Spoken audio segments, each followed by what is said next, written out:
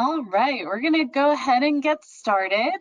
You are in session number 10 for the Electric Truck Bootcamp. Thank you for calling in today.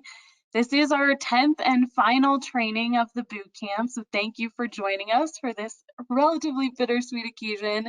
That said, we've got a great event coming up for you today. We've got some excellent speakers who are excited to share their expertise on today's topic, electric trucks, and the group perhaps most responsible for their success, the drivers who drive those trucks. So today we're going to be talking all about how electric trucks impact professional drivers, what drivers need to know in terms of what's different about this technology, and how it might perform a little bit differently, as well as certain behaviors to keep in mind that might be a little bit different from your traditional diesel truck. We'll also hear about some real-world experience based on drivers who have been driving these trucks the last year or two. So next slide. Just a quick thank you to today's sponsor, Lightning eMotors. We could not make the bootcamp possible without the support of our Run on Less sponsors, so a huge thank you to Lightning for supporting today's training. We'll be hearing from Lightning staff later on today, so you'll learn a lot more about them later on. But for now, we'll go to the next slide. Just a quick reminder that the bootcamp is a part of Run on Less Electric, our real-world demonstration of electric trucks hauling real freight across North America. Run on Less Electric will be featuring these 13 fleet and OEM pairs that you see featured on your screen. Starting next week, we're kicking off the run at ACT Expo. Next week, we've got a ton of great events coming up for you. So on the next slide, you'll see one final reminder. If you're not yet signed up for ACT Expo and you want to attend, you can use the discount code on your screen to get $50 off. We hope to see you there. NACFE and RMI have some great events planned for next week, including an electric truck workshop Monday afternoon, where we'll talk through some high-level synthesis of what we've learned throughout this boot camp. We've also got a little celebration planned as a sort of unofficial launch to Run on Less Electric Tuesday evening. And then we'll have the press release and official launch of Run on Less Electric, where we'll begin streaming all of the data that I know many of you are waiting for to runonless.com. So we hope to see you at ACT Expo next week. Definitely stop by the NACFE booth, say hi, let us know what you thought of the boot camp. Next slide. So just a reminder of everything that we've covered throughout the bootcamp over the last few months. You can see we've touched on everything from charging to incentives to how best to work with your utility. Even heard some global perspectives last week from some of our friends working around the globe outside of North America on electric trucks. Special shout out to Mike Roth, NACFE's executive director, for filling in for me last 2 weeks ago as I was out on a much needed vacation. I saw the recording and it looked like everything went great. So thanks, Mike. Excited to be back for this final event. And again, really excited for today's topic, really focused on drivers. Next slide. A quick reminder that we are offering quizzes after each of the 10 trainings. All 10 are now live, so after today's webinar, you can go ahead and fill out what might be your last quiz if you're trying to earn that electric truck expert badge that you see on your screen. If you do successfully pass all 10 quizzes, and you can take them as much as you want, as much as you need to pass them, we will send you a free Run on Less Electric hat. And there is information about how to receive that hat on the FAQ on the bootcamp page. You can see the URL on your screen. And you've got 1 month to finish all those quizzes. So even if you haven't started yet, you should have plenty of time. Each quiz is about 5 questions, shouldn't take more than a few minutes. And we'll be getting you those hats this fall. Next slide. A couple housekeeping items before we dive in. Like all of the bootcamp trainings to date, if you have questions, please submit them using the Q&A box in the upper right-hand corner of your screen. We will be spending about the last 15 minutes with our speakers today going through Q&A. So let us know what questions you have for them pertaining to today's topic. And again, as always, presentations will be available afterward.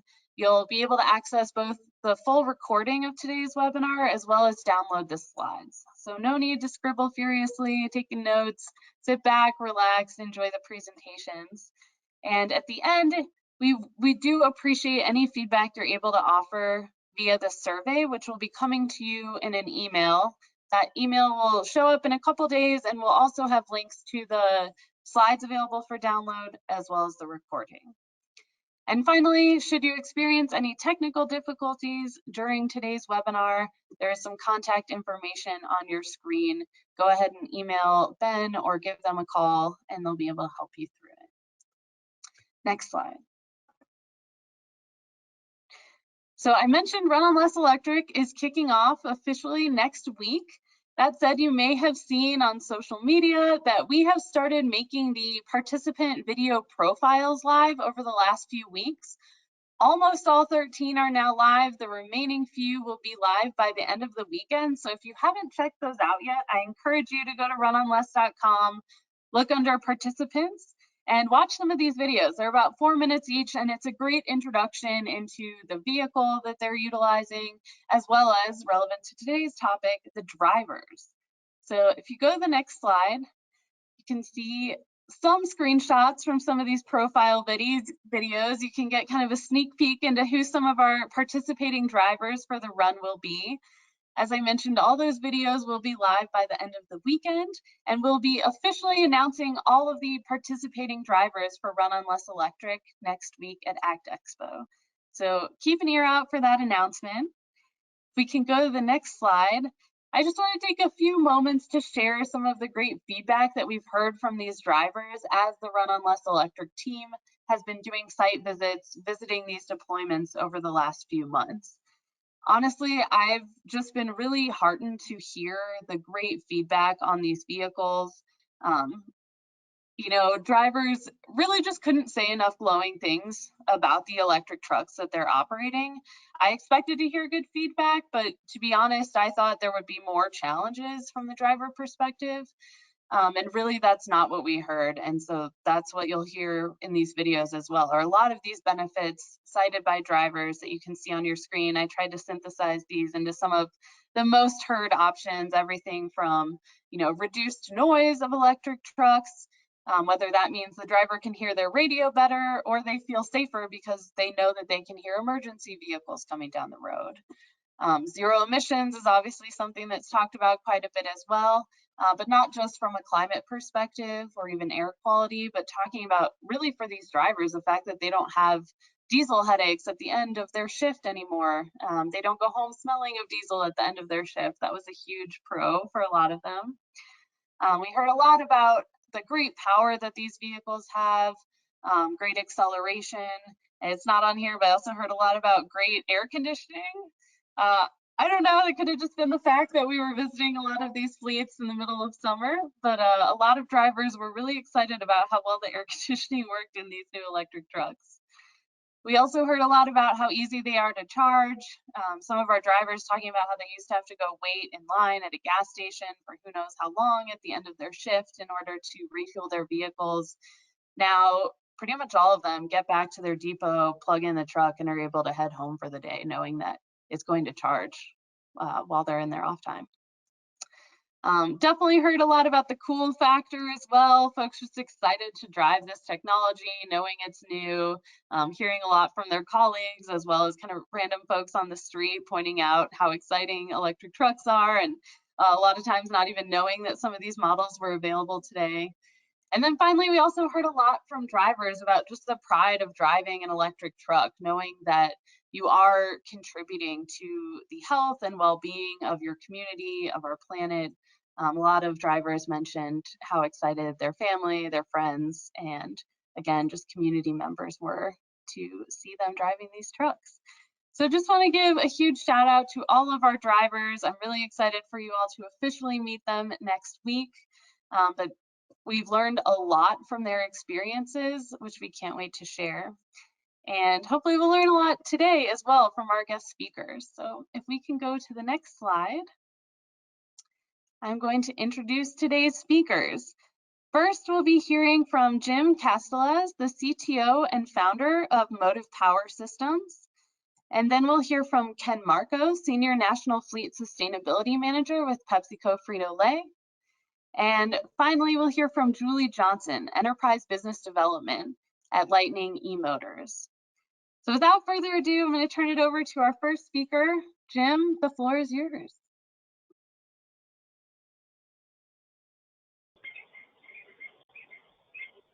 Thank you, Jesse. It's a pleasure to be with everybody today. And I'm going to talk with you a little bit about first who I am and MOTIV, and then about what we found with deploying electric trucks in a variety of applications and feedback from drivers. So next slide. So as Jesse mentioned, I'm the founder and chief technology officer at MOTIV Power Systems, a company I started about 12 years ago. And there's a little bit of background about MOTIV on this slide here that you can see, as well as a variety of the vehicles that we've deployed. MOTIV has electric trucks and buses across the US and Canada in many different applications, as you can see there. We've been at this for a while now and have a fairly mature technology that's proven reliable and robust in many of these applications. Our focus are medium-duty vehicles, so larger than passenger cars, but smaller than over-the-road trucks. So typically last-mile people and goods movers. All right, next slide. So starting with the basics, although given that this is the 10th boot camp, everybody here probably already knows most of these facts. But when switching to all electric, there are actually a lot of elements of the vehicle that become much simpler, right? So oil changes, transmission servicing, gasoline are all eliminated. Brake wear is dramatically reduced due to regenerative braking. There's no exhaust systems and exhaust components or exhaust fluids. No emissions testing. Don't have air filters, belts, vacuum lines. A lot of these mechanical complexities are eliminated, and this saves on operating costs and maintenance costs and gives you a more reliable vehicle at the end of the day. And that's what we've seen in our deployments. Next slide.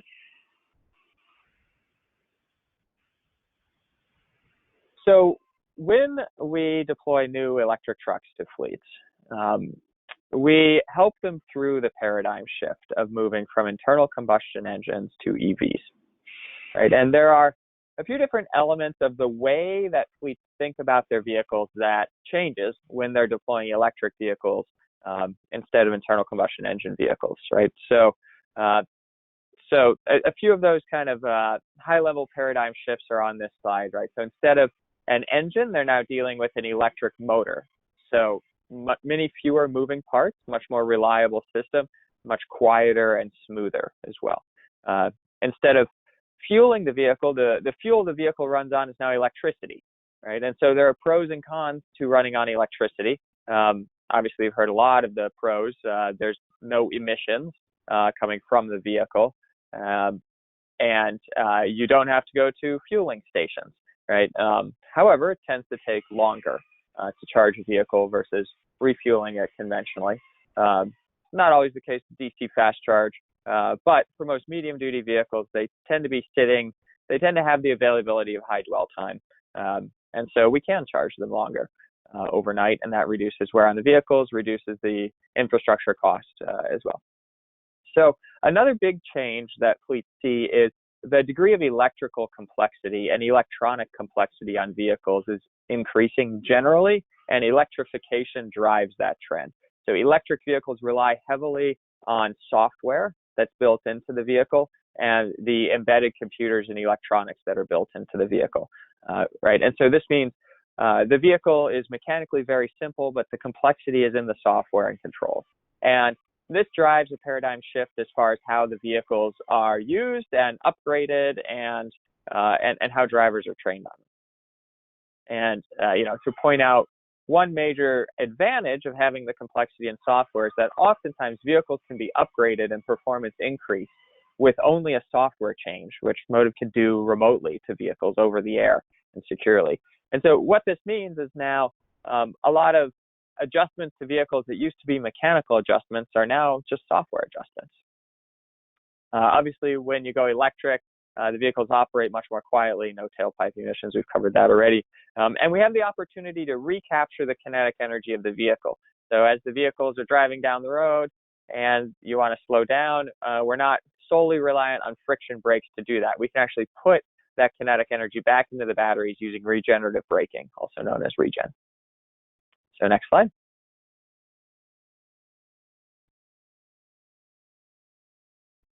So to talk a little bit about MOTIV and our experience, you can see the Purolator truck and driver right there that are featured for the NACFE Run on Less campaign. And Purolator is one of our customers. They're the #1 Canadian courier. Among our other kind of top customers in their segments, the top linen companies, including Alsco and Aramark, and the top U.S. and global bakery, Bimbo, round out a lot of our customer base. We deploy with smaller customers as well, and have many local fleets, especially in California, that use our vehicles. And what we found is that there are some commonalities across all these fleets, but also each fleet has unique needs, right? And that's very characteristic of the medium-duty world. These trucks are tools to get a job done, and the tools, it pays to optimize the tools for the job that they're doing. And so, that might mean the configuration of the body on the vehicle. It might be the way that regenerative braking is set, or the way that the vehicles are charging. It pays in operating cost savings and time savings to do some customization to these vehicles, because they really are tools. That being said, there's also commonality across a lot of these fleets in the way that they use these vehicles for this last mile people and goods movement. Right, next slide.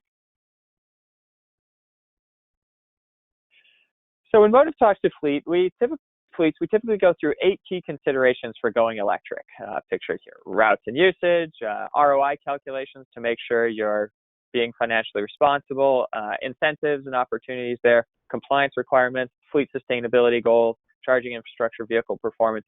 The one that we're here talking about today is one of these 8. Driver training and vehicle support. So the driver experience of the vehicle. As fleets transition to electric, it is one of the key considerations, however, not the only key consideration. And I think you've talked through some of these other ones at earlier boot camps, but I will focus a slide or two on this key consideration of driver training and vehicle support. Next slide. So this is an example of driver training that we conducted in Sacramento with Community Resources Project, who deployed vehicles as community resource goods movement. And so they would deliver food and other resources around the Sacramento community, serving underprivileged community there around the Sacramento area. And the MOTIV team went in when these vehicles were delivered and provided a driver training for all the drivers that would use these vehicles, as well as other people who were interested, who might be around the vehicles and might be responsible for plugging them in, or other monitoring or service and support of the vehicles. And what we found is that this is enormously important for getting drivers and other staff comfortable with the idea that they're now using electric vehicles, right? Because it really is, as I pointed out earlier, a paradigm shift in how they think about vehicles. The vehicles look almost identical, and in many ways they're very similar. Oftentimes I think drivers and other staff don't really realize that initially, and they tend to have some hesitancy about this new technology, and concern that maybe instead of helping them get their job done better, it might slow them down or get in the way of their job. And so we want to be there to kind of educate them and show them that actually electric trucks are going to help them get their job done more efficiently and in a more pleasant environment, and ultimately provide a lot of benefits, to their various use cases, whether it's the ability to deliver linens to hotels at nighttime because they don't have to idle, or avoiding gas station stops that actually make their days shorter and faster. We've found that feedback from drivers has really even educated us in some benefits that we didn't initially see. All right, next slide. So I'm not going to take you through all of our driver training. I just wanted to show you how we kind of break down the driver training experience. So when we go through driver training, we provide about 27-slide presentation. And we start out with an introduction and really spend about 7 slides kind of introducing MOTIV and our product, which is the Electric Powered Intelligent Chassis, or EPIC platform. And, that's background information for the fleets, kind of get them educated on what is electric. We find sometimes drivers and other staff are already electric experts. Maybe they drive an electric car. Other times they know very little about electric and maybe have had no experience to electric vehicles at all. And so we want to give everyone that baseline. Then we go through about 6 slides of general operations and vehicle range considerations to kind of get drivers comfortable with this idea that electric vehicles tend to go a shorter distance in between charges than what they're used to with a gasoline or diesel vehicle between refuelings, and how this impacts their use case, and understand that the vehicle works a lot more like their cell phone, right? Every night you plug it in, right? And maybe you don't use your cell phone battery all the way to where it's completely drained before you plug it in. You just put it in every night because you're not using it, and it's a good time to charge, right? And so to think of a vehicle like that, rather than kind of the internal combustion engine mindset of we fill up the tank, then we empty the tank, and we fill up the tank. So kind of go through that general operations, and then we spend the bulk of our training, 11 slides or so, on the specifics of driving MOTIV-powered vehicles. And this includes preparations for driving, things like checking the fluid, unplugging the vehicle, the process of turning on the vehicle, and looking for any telltales or any other indications from the self-testing the vehicle does.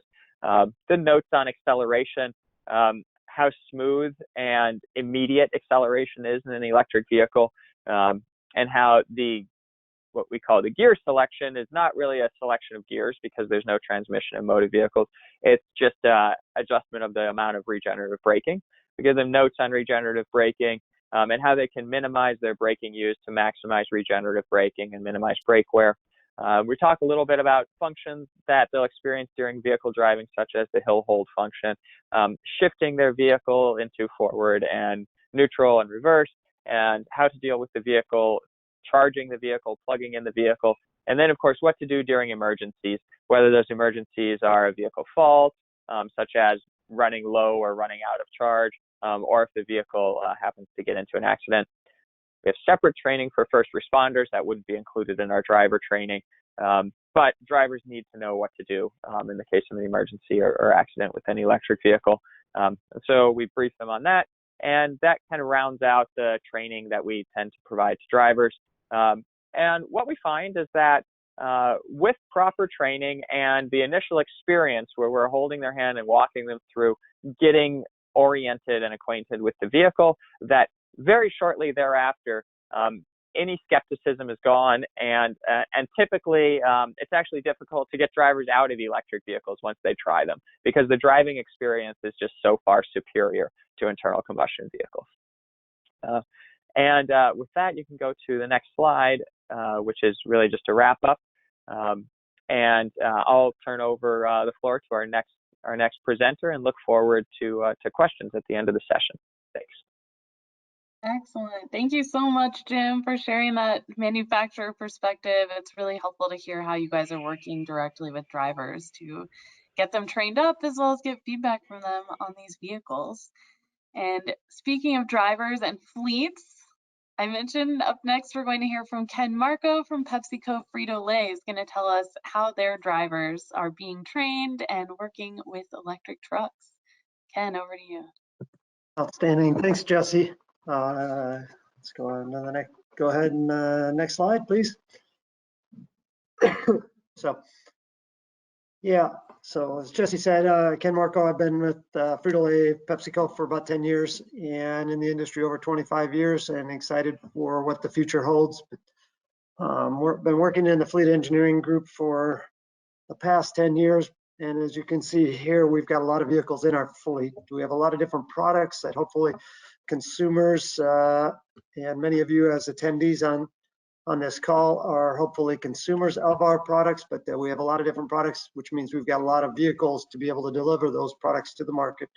and make sure that you have the ability to purchase those products. But with the number of vehicles we have the opportunity to have an impact on the overall sustainability of our fleet. And also we're always looking for opportunities to improve the fleet and improve efficiency and improve sustainability impact. So, but we have a lot of different applications. So next slide. And as you can see here, we've got a number of different alternative fuel vehicles that we've deployed over the last several years, including CNG tractors operating off of renewable natural gas, propane, electric, and we've also got some experience with electric. We at one time had the largest fleet of electric vehicles with almost 300 electric trucks over the last 10 years, and those trucks have reached end of life for our operation, and we are now in the process of evaluating other technologies to replace those vehicles. But a lot of different applications and a lot of different vehicles that we've tried different solutions for over the last many years, and we'll continue to look for opportunities and all going forward as well. So next slide, please. Yeah, and really one of the primary drivers for us as we evaluate different technologies is we have internal goals that we've established that include a plan for reducing greenhouse gas emissions by 75% by the year 2030. So as you can see here, from 2010 to today, we've implemented a number of different technologies, evaluated a number of different technologies.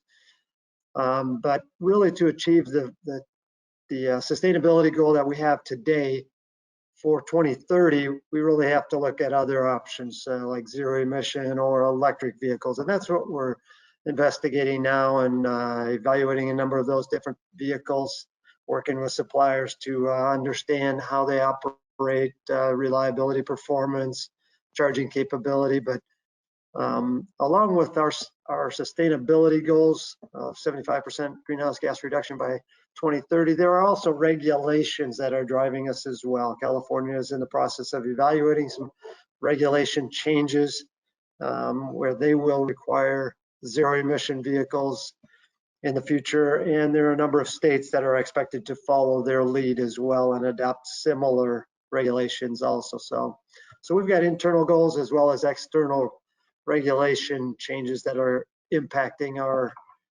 plans as far as fleet vehicles going forward in the future. So next slide, please. And one of the opportunities for us to be able to evaluate some of the different technologies is we initiated a project at one of our larger sites in the country out in Modesto, California, and we've got a number of partners on this, but we wanted to develop a project that was at scale and was a full conversion of essentially diesel equipment to non-diesel or zero emission and some near zero emission technologies, just to evaluate the capability and gain the valuable experience and learnings from implementing a project like this, so that we could apply some of those learnings to future projects as well, all driving toward our sustainability goals for 2030. But this project included a number of different technologies, including a number of CNG tractors with renewable natural gas. We have lithium-ion forklifts. We've got electric box trucks, electric yard tractors, and we've got charging stations to support those electric vehicles. And then we've also got some on-site generation, including solar, that actually provided a side benefit to the employees at our site, because we installed that over our employee parking lots, so it provides some shade and much cooler temperatures for the vehicles to park during the day, as it does get relatively warm in Modesto at times during the summer. And then we've also got some battery storage, just to gain experience with the battery storage and being able to manage the old charging cycle and all as well. And then we've got some additional vehicles. We're working very closely with Tesla as well on their new semi program, and planning to install some charging stations to support those vehicles in the future as well. Next slide, please.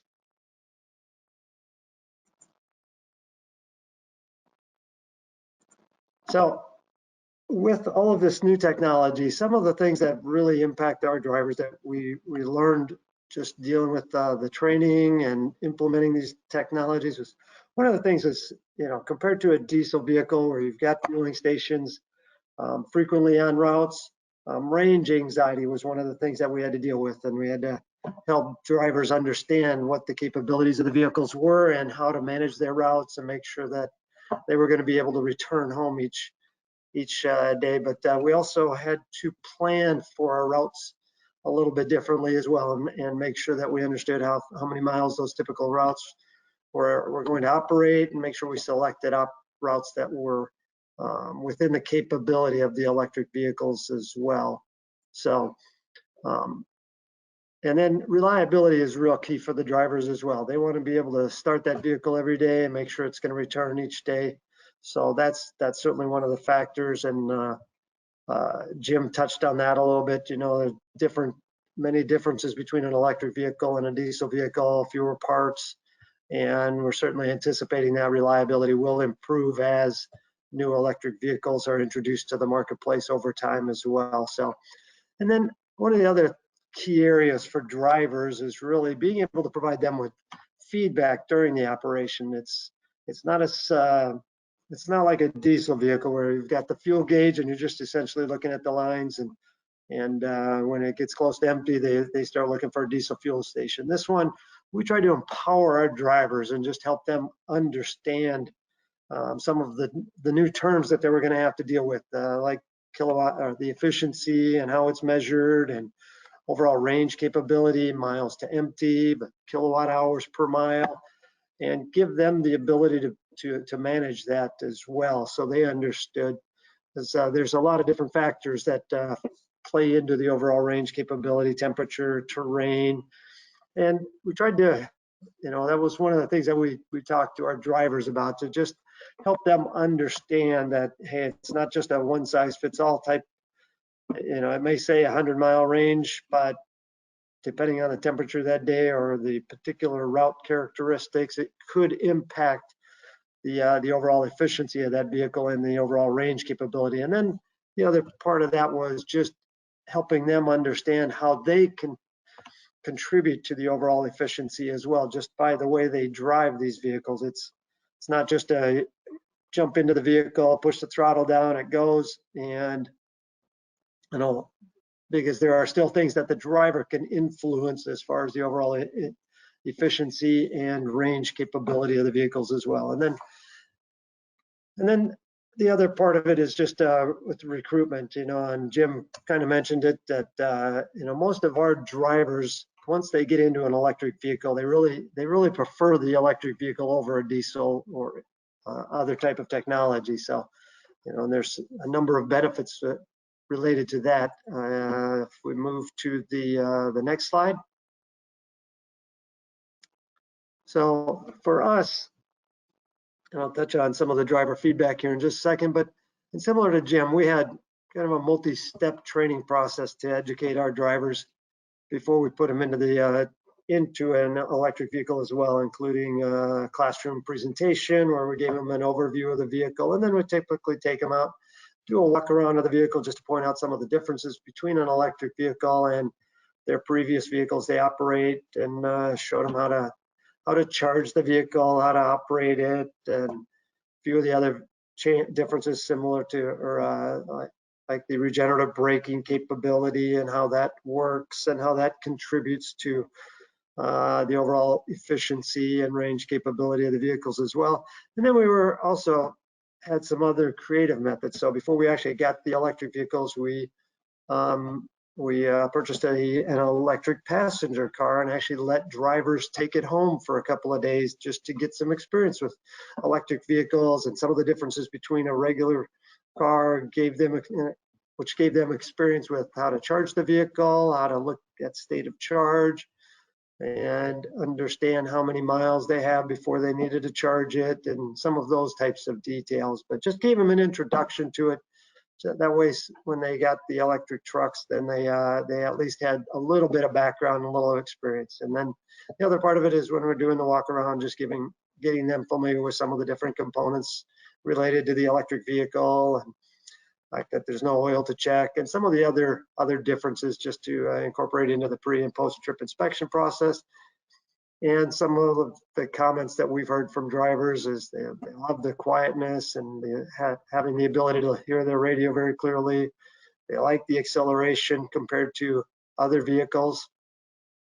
And then vehicle efficiency is certainly one of those things that, along with the regenerative braking, and I've had conversations with several drivers where they've started to learn tricks on how to anticipate when they're coming to a stop, where they can slow the vehicle down using regenerative braking down to about 4 or 5 miles per hour before they actually have to use the actual brake of the vehicle and all. And so they tend to use that a lot more during the operation, because they know that helps them with efficiency. They know it helps them with range capability of the vehicle and all. And I think the other part of that is, I've had conversations with them that if they're operating the vehicles more efficiently, it means it's going to take less power to charge that vehicle, which is going to contribute to the overall total cost of ownership of the vehicles as well, because it's going to reduce utility costs and make a better or stronger case for those electric vehicles as well. So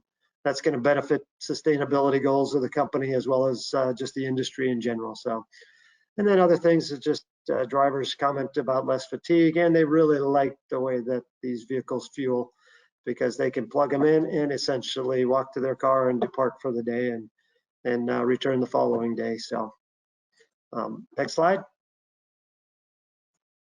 And I believe that wraps up my part of it. So I will turn it over to Julie. Thanks so much, Ken. It's really great to hear how this is working out at Frito-Lay, and so impressive to learn more about what you guys are doing in Modesto.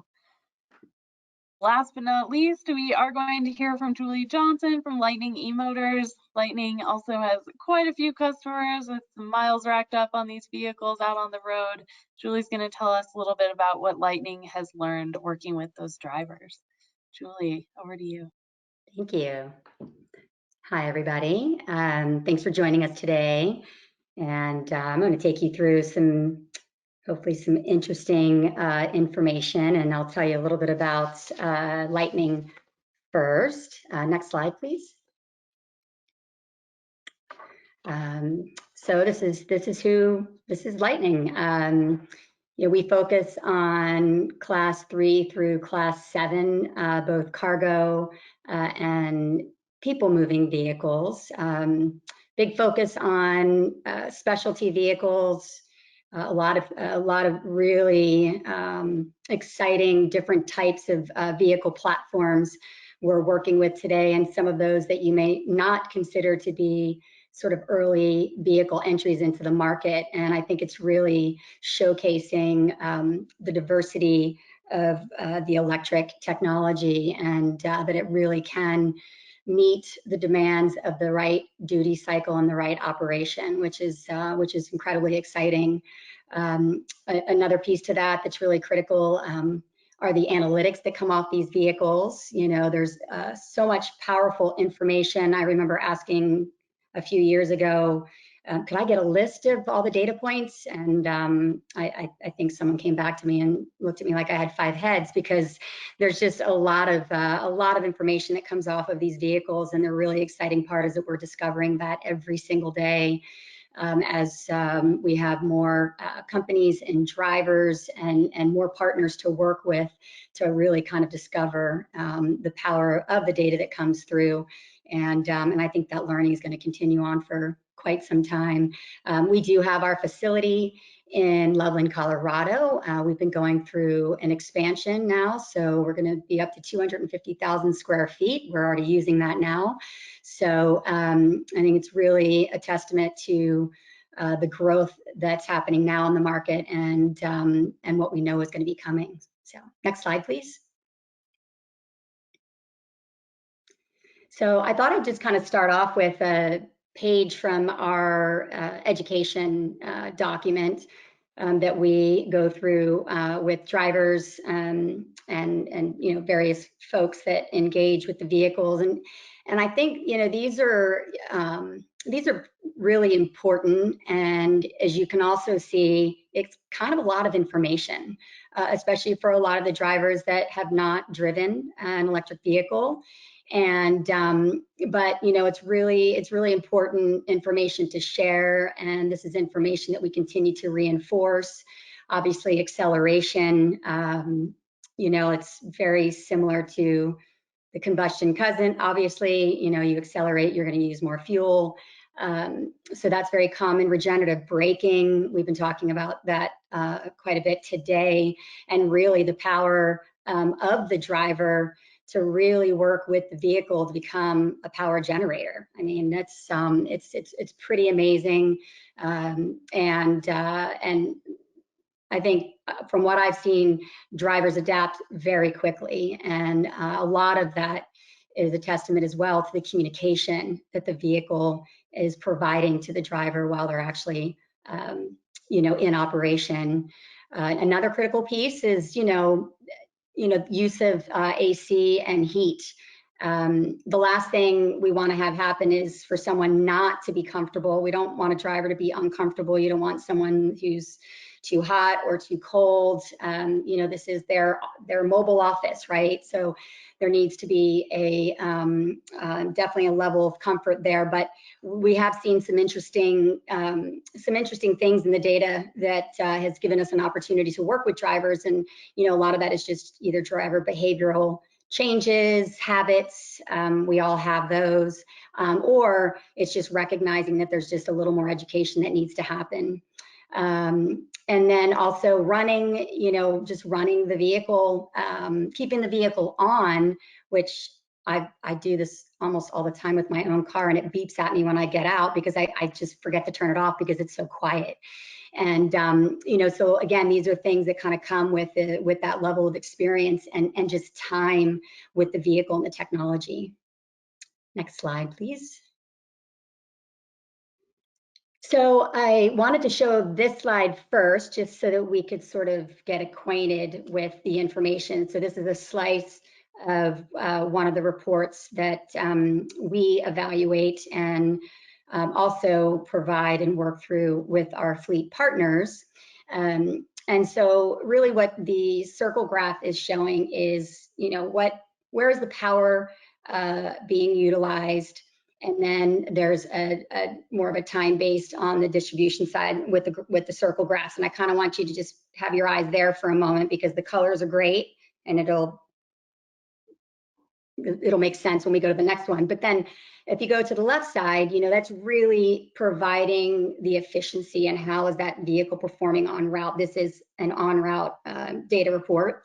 And so you can see we provide the 1.16 miles per kilowatt hour, but then we also provide the kilowatt hour per mile, because when I first got started, I used to get really confused between the two because it's not always consistent in how people speak to this piece. So we provide it sort of in both measures. The vehicle is also going to provide, what the expected range was for that specific day, the time the vehicle was on versus driving, average temperature. So this was a colder temperature. This was a back east, probably in late winter, maybe early, probably late winter. The amount of energy used that day, and then the total distance that was driven.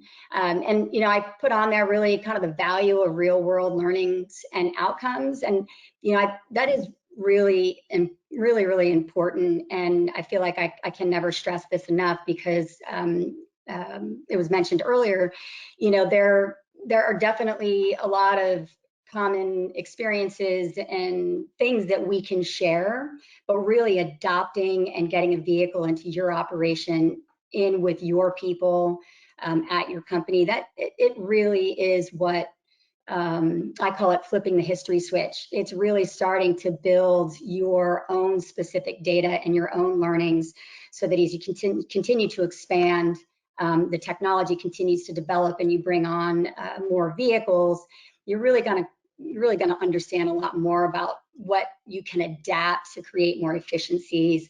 And there's just a lot of other wonderful things that come with that from a company perspective as well. Just you know, what the company is doing to really kind of be out at the forefront. Next slide, please. So this is why I did I put this first slide up, and then now I'm putting this one up, which is same day, 2 different trucks, 2 different drivers, same market, potentially going into slightly different markets. So you know, like I said, I don't have all the data on here, but you know, one could have had more highway miles over the other. But on the circle graph, I think what's really great to see there is the correlation between the idle and the HVAC utilization compared to the efficiency of that day's routes between those 2 vehicles. So you can see that there was a difference between the total miles per kilowatt hour. Granted, the vehicles were running different hours, but you know, and the other thing that I would kind of heed a little caution to, though, is when we are assessing data and reviewing information, there is a lot that has to be taken into consideration. When we first launched these trucks, it was really in the dead of winter. And at one point I heard, well, maybe we should just have the drivers turn their heaters off, you know, and I, you know, immediately said, well, we definitely don't want to do that. It was cold, and that's not really, you know, really an option. And then when we went back in and even looked at the data, we realized, you know, there was just a lot more state of charge available with the vehicles, but because they were newly deployed electric vehicles happening in the winter, you know, there was just this, we want to be conservative, we want to be careful. It was a really interesting experience to see the care and the consideration that everybody was taking, including the driver, of really wanting to make sure that they were maximizing, that they weren't gonna, you know, the fear, the anxiety, the range anxiety was very relevant and present. You know, but with us being able to go in and looking at the data and seeing what the efficiency levels look like, both of these routes, I mean, they performed phenomenal. I mean, they did a fantastic job. I mean, this is a class 4 box truck. So the efficiency was fantastic on both. So again, that's kind of a testament to, you know, what I've seen is, you know, drivers sort of get into the trucks, start to use them day in and day out, and really the transition and the comfort level and the trust of the technology and adapting to it. It happens very, very quickly, but it's different for each individual driver. But I do think, as Ken said, the feedback, the communication, all of that is really, really important.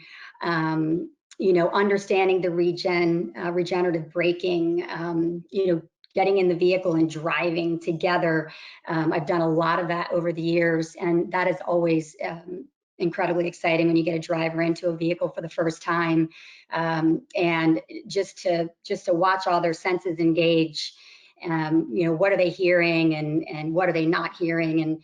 And it's really fantastic, and it's quite a big, overwhelming, I think, experience initially, but very quickly, you know, they become very attached to the vehicle. I mean, I had one partner that had a rental vehicle, and anytime it had to go in for service, the request was, I want that same vehicle back.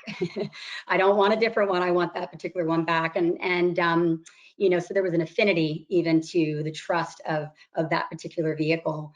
Something else to consider too when we're talking about idle time is idling happens in congested urban markets. I mean, it happens everywhere, we know that. But there also is, you know, something to consider there, because, you know, there are, you know, no idling zones and those types of things. But, you know, think about jumping into an electric vehicle and all of a sudden we don't have a tailpipe emission. So, and the vehicle's quiet, it's really easy to leave the vehicle on. And so those are things that we really do look for as well, because especially in inclement weather, whether it's hot or cold, the more that vehicle is on throughout the day and that HVAC system is running when the driver's not with the vehicle, that is a loss of efficiency and range.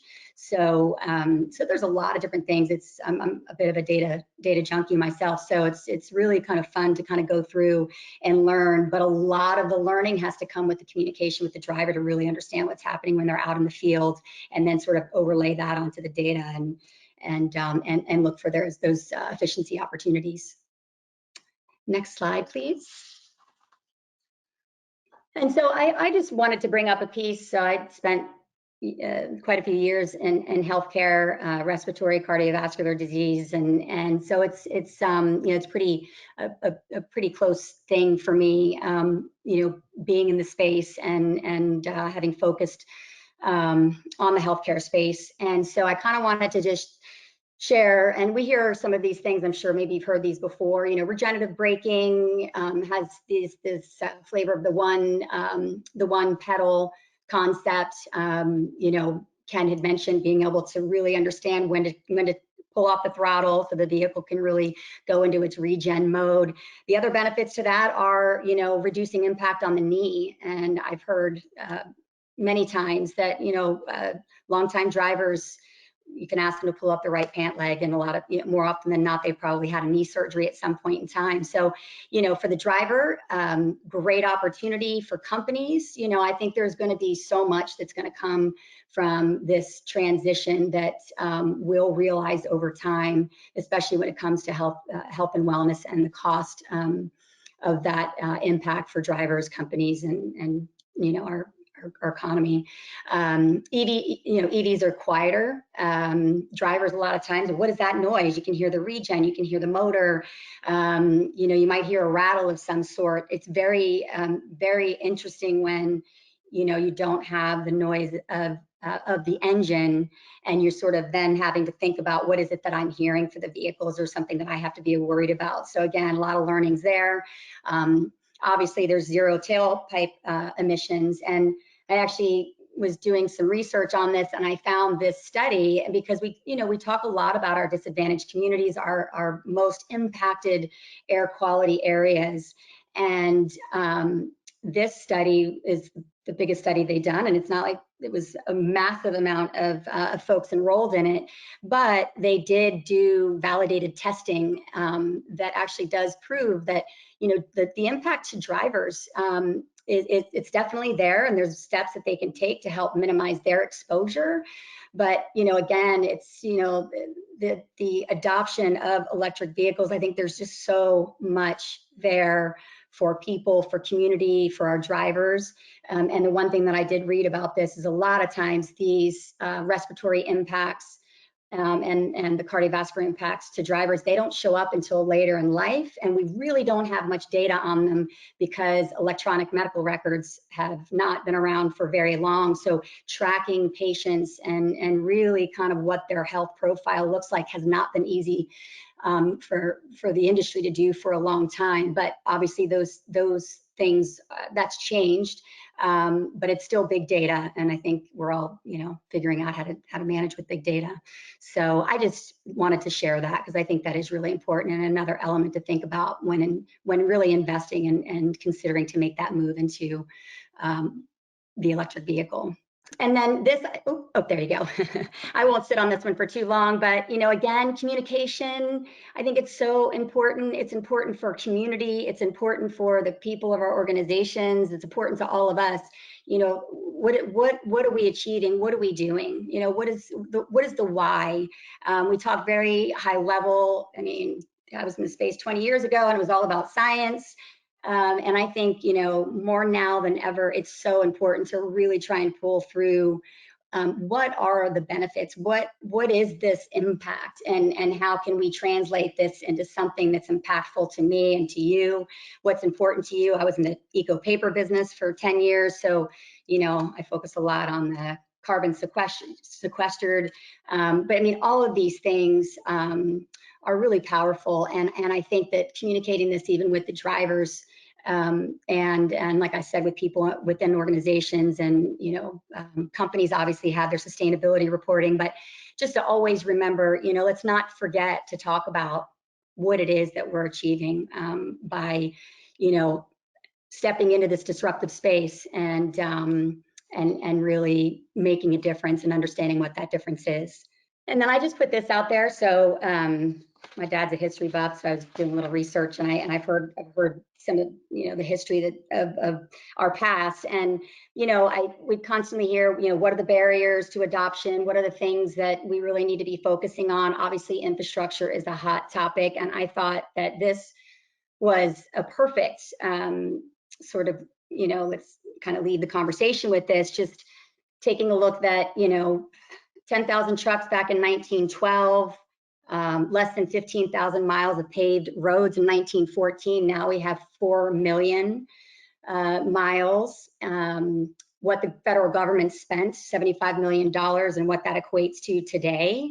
And then the fact that in 1916 there was a trip from Seattle to New York City, and they managed to drive a driver and a truck went across country.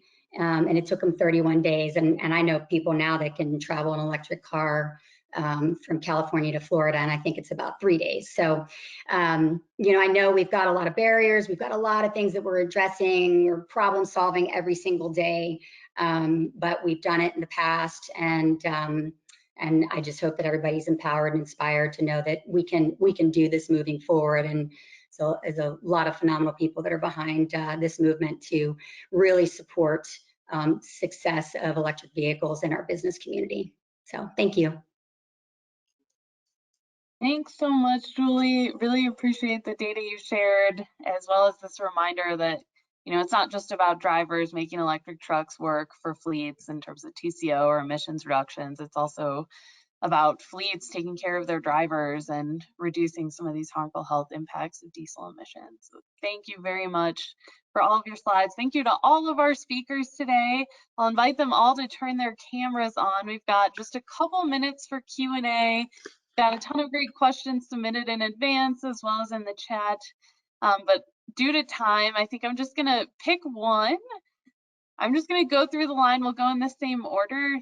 If you could give one piece of advice to a driver who's about to start driving an electric truck for the first time, what advice would you give them?